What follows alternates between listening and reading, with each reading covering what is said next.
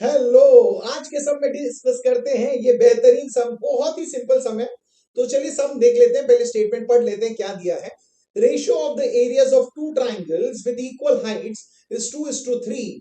If the base of the smaller triangle is 6 centimetre, what is the corresponding base of the bigger triangle, ये हमें ढूंढना है। अब इसे करते समय सबसे पहले हमने ये स्टेटमेंट तो पढ़ लिया, हमें ये समझ में आया यहाँ पे फर्स्ट स्टेटमेंट में दिया है ratio of areas of two triangles with equal Heights. Okay, तो यहाँ पे ratio of areas of two triangles की बात कर रहे हैं। दैट मींस हमें पता है, हमें वो जो चार प्रॉपर्टीज पढ़े हैं उसमें से कुछ यूज करना है। और कौन सा यूज करना है? विद इक्वल हाइट्स है। दैट मींस दोनों ट्राइंगल के हाइट सेम है। दैट मींस हमें पता है area upon area is equal to base upon base, ये प्रॉपर्टी हम यूज करें। दैट मींस फर्स्ट स्टेटमेंट पढ़ते ही हमें ये समझ गया कि हमें प्रॉपर्टी यूज करना है और कौन सा यूज करना है। और याद रखना, आप वीडियो जब देख रहे हो इसीलिए देखिए क्योंकि हर सम में कौन सा प्रॉपर्टी क्या हम यूज कर रहे हैं, क्यों यूज कर रहे हैं, वो समझने के लिए, सिर्फ सॉल्यूशन के लिए मत कीजिएगा।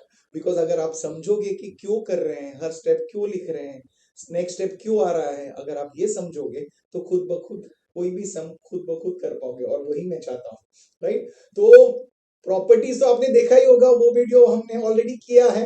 तो अगर नहीं देखा है तो उसका लिंक मैंने डिस्क्रिप्शन में दिया है। तो यहाँ पे आप बोलोगे सम हमें स्टार्ट करना है, बट हम सम को लिखे क्या, सम में लिखे क्या? बिकॉज यहाँ पे क्या फिगर दिया गया है?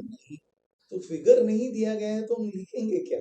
देखिए, आपने सेकेंड स्टेटमेंट जब भी पढ़ा है तो उसमें देखा था base of the smaller triangle. Okay, एक ट्राइंगल को स्मॉलर ट्राइंगल बोला गया है। और देखिए what is the corresponding base of the bigger triangle. That means smaller triangle और बिगर ट्राइंगल से हम रेफरेंस करेंगे।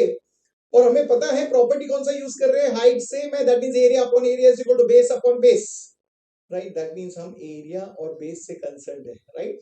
दैट मींस अगर हम स्मॉलर ट्राइंगल का एरिया लेते हैं A1 और उसका जो बेस है उसको लेते हैं B1, राइट। इससे हम स्टार्ट करेंगे। दैट मींस हमें फर्स्ट स्टेटमेंट पता चल गया, हम लिखेंगे let the base and area of the smaller triangle be B1 and A1 respectively. अगर ये लिखा है तो आप बोलोगे नेक्स्ट क्या लिखना है, वो भी तो समझ गए ना। वेरी गुड, क्या लिखोगे? Let the base and area of the larger triangle या the bigger triangle be B2 and A2 respectively. Okay, तो चलिए अभी इतना पार्ट हमें समझ गया है, तो हमने ये लिख लिया। अब देखते हैं सब में दिया क्या है। जैसे हमने फर्स्ट स्टेटमेंट में पढ़ा, फर्स्ट स्टेटमेंट में क्या दिया है? Ratio of the areas of two triangles, मतलब दोनों ट्राइंगल्स जो है उनके एरिया का रेशियो दिया गया है 2:3। दैट मींस हमें दिया गया है A1 अपॉन A2, राइट ना। क्यों? देखिए 2:3 है, 2 न्यूमरेटर में है, 3 डिनोमिनेटर में। एरिया का रेशियो है, दैट मींस ऊपर छोटा नंबर है, नीचे बड़ा नंबर है। दैट मींस ऊपर का एरिया छोटा है, नीचे का एरिया बड़ा है। That means area of the smaller upon area of the bigger है, मतलब A1 अपॉन A2 आएगा। And that is given to us as 2:3। समझ गए? तो सम पढ़ के ये समझ लीजिए क्या दिया। तो हमने इंफॉर्मेशन लिख लिया। और क्या दिया है? उन्होंने बोला if the base of the smaller triangle is 6 centimetre, मतलब छोटे ट्राइंगल का जो बेस है वो 6 सेंटीमीटर दिया है। और छोटे ट्राइंगल का जो बेस है उसे हमने B1 लिया है। दैट मींस हमें B1 की वैल्यू दी गई है 6 सेंटीमीटर।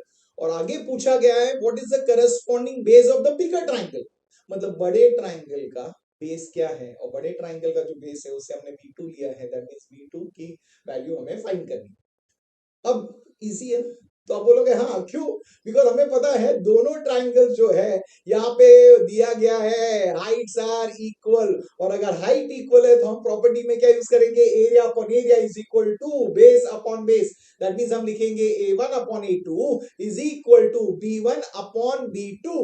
और वहां पे रीजन में क्या लिखेंगे? Triangles having equal heights. Very good, ये लिखना मत भूलना, बहुत इंपॉर्टेंट। अब आप बोलोगे चलिए अभी हमें वैल्यूज दी गई है, वैल्यू सब्स्टिट्यूट करते हैं। A1 अपॉन A2 की वैल्यू दी गई है 2/3, तो वहां पे 2/3 लिख देते हैं। B1 की वैल्यू दी गई है 6 सेंटीमीटर, लिख लेते हैं। B2 की वैल्यू नहीं है। अब फाइंड क्या करना है? अब इसमें से हमें B2 फाइंड करना है, तो आप बोलोगे क्रॉस मल्टीप्लाई कर लेते हैं। तो चलिए B2 को वहां पे लेके जाते हैं न्यूमरेटर में, तो B2 वहां चला गया, तो दैट मींस हमने लिखा B2 is equal to. Okay, तो B2 अगर यहाँ पे है सो 3 यहाँ पे न्यूमरेटर में आ जाएगा। That means on the right hand side हमें क्या मिलेगा? न्यूमरेटर में 6 into 3, और ये जो 2 है वो डिनोमिनेटर में आ जाएगा। दैट मीन्स हम लिखेंगे क्या, 6 इंटू 3/2।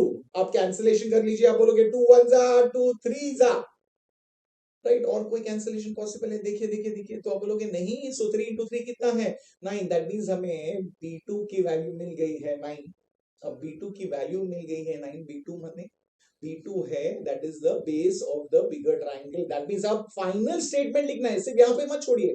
तो फाइनल स्टेटमेंट में लिखिए base of the bigger triangle is 9 centimetre, और ये हमने सम कर दिया। अब आप बोलोगे सम तो बहुत सिंपल था ना, कैसे लिखना है? सिर्फ ऐसा नहीं है कि हमें सम समझ गए, प्रेजेंटेशन भी तो करना है, स्टेप्स भी तो लिखना है, तो समझ के लिखिए। हम ये क्यों लिखते हैं? अब याद रखना, मैंने ऑलरेडी एक वीडियो किया है जहां पे आपको मैंने सिखाया कि हम चैप्टर को कैसे पढ़ेंगे, और उसी तरीके से कॉन्सेप्ट, फिर कॉन्सेप्ट पे base level, mid level, beautiful sum, वही कर रहे हैं। तो हमने फर्स्ट कॉन्सेप्ट किया प्रॉपर्टीज, उसी पे सम्स कर रहे हैं, और उसी को कंटिन्यू करते करते आपको एक झलक दे रहा हूं, पता चल जाएगा कि एक्चुअली ये चैप्टर को पढ़ते कैसे हैं, प्रिपेयर कैसे करते हैं। और आपको एक बार इसकी आदत हो गई तो आपको हर चैप्टर प्रिपेयर करना बहुत इजी लगेगा। तो उस वीडियो को जरूर देखिए, और ये वीडियोस को देख के समझिए और प्रैक्टिस जरूर करना, और इसी तरीके के और सम्स कीजिए। सो आपको तो पसंद आया ही होगा, तो वीडियो को लाइक कीजिए, और चैनल को तो सब्सक्राइब किया ही होगा, अगर नहीं किया तो अब कर लीजिए। और मैं मिलूंगा आपको नेक्स्ट वीडियो में और एक बेहतरीन सम के साथ। Till then keep learning, keep smiling and keep sharing.